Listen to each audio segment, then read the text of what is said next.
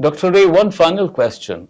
What are the likely indicators for an R&D company or a sector that is going to scale up commercially? All scale up is driven only by markets. That's my firm belief, that if a market has a driver, that R&D will scale. So for instance, I can think of a simple example in my own career.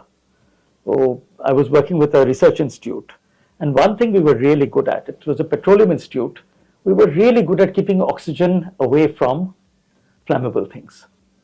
We had the COVID crisis, the country had an oxygen crisis. We were asked, can we flip this around and make oxygen at a large scale for the country? So in 6 months, we had 108 oxygen plants running from my laptop, because hospitals don't know how to run oxygen plants, and 100 patients per plant. So without having ever done this technology, we had deployed 11,000 beds of oxygen because we knew how to do it. There was a demand.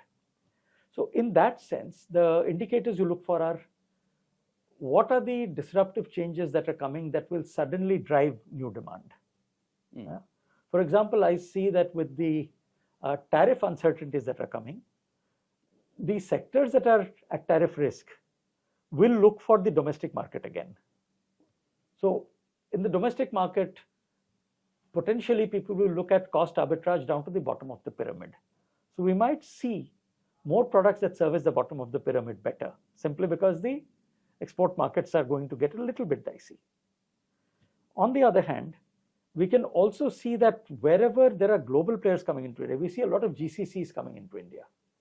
So for example, the building cooling space or the data center cooling space, somebody in that space, the probability of them scaling is good, but you need a second lens. Their competitive advantage relative to the next best alternative must be clear. So the sector will go with the market. The player will go with their evident numerical parametric differentiation in the sector. I hope that broadly answers the question. Thank you, it does. You talked about sustainable development goals being very important for the economy. And your personal interest is environmental conservation, which really resonates very closely with me as well.